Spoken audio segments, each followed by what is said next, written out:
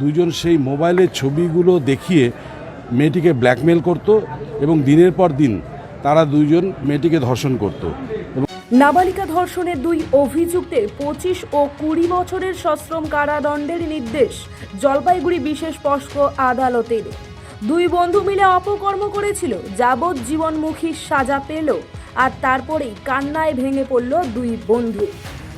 জানা গেছে, চা বাগান এলাকায় এক কিশোরীর সঙ্গে অপকর্মের দায়ে দুই যুবকের একজনের 25 বছরের কারাদণ্ড এবং আরেকজনের 20 বছরের কারাদণ্ডের আদেশ দিয়েছে জলপাইগুড়ি পস্কো আদালত। আইনজীবী দেবাশিস দত্ত জানান, বানারহাট চা বাগান এলাকায় ওই কিশোরী অনুষ্ঠান বাড়িতে যাচ্ছিল। সেই সময় কৃষ্ণ মাহালি নামে এক যুবক মেয়েটির সঙ্গে কুকর্ম করে। পরে সেই ভিডিও রেকর্ড করে অমিত মাহালি নামে আরেক বন্ধুকে দেয়। এরপর ওই ভিডিও প্রকাশ করার ভয় দেখিয়ে মেয়েটিকে দফায় দফায় ধর্ষণ করে দুই বন্ধু মিলে। এমনই কাণ্ড চলছিল বেশ কয়েকদিন ধরে। তারপর ওই কিশোরী অন্তঃসত্ত্বা হয়ে পড়লে প্রকাশ্যে আসে গোটা ঘটনা। থানায় অভিযোগ জমা পড়ে। 2023 সালের সেই মামলায় শুক্রবার দুই যুবককে 25 এবং 20 বছরের কারাদণ্ড দিল আদালত। কোর্টের রায়ে কান্নায় ভেঙে পড়ল দুই আসামি।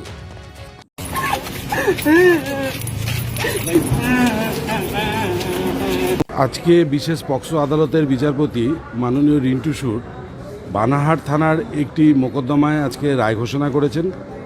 এটা অভিযোগ দায়ের হয়েছিল 10/5/2023 তারিখে। ভিকটিম গার্লের মা এটা বানারহাট থানায় অভিযোগ দায়ের করেছিলেন।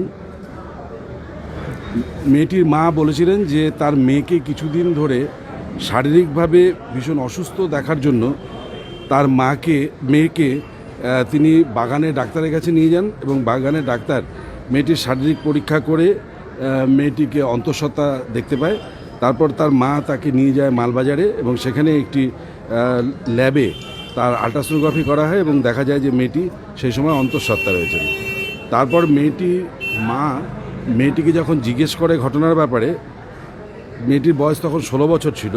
তখন মেয়েটি জানায় যে 2022 সালের জুন মাস নাগাদ তার দিদিমার সঙ্গে সে একটি অনুষ্ঠান বাড়িতে গিয়েছিল এবং সেখানে এই আসামি তাকে ডেকে নিয়ে যায়। একজন আসামি তার বাড়িতে ডেকে নিয়ে যায় এবং ডেকে নিয়ে গিয়ে তার ইচ্ছার বিরুদ্ধে তাকে ধর্ষণ করে এবং তাদের সেই দৃশ্যটি তারা মোবাইলে বন্দি করে রাখে এবং তারপর সেই ছবিটি তার এক বন্ধু আরেক আসামি তাকে পাঠিয়ে দেয় এবং তারা দুজন সেই মোবাইলের ছবিগুলো দেখিয়ে মেয়েটিকে ব্ল্যাকমেল করত এবং দিনের পর দিন তারা দুইজন মেয়েটিকে ধর্ষণ করত এবং তার ফলেই মেয়েটি অন্তঃসত্ত্বা হয়ে পড়ে।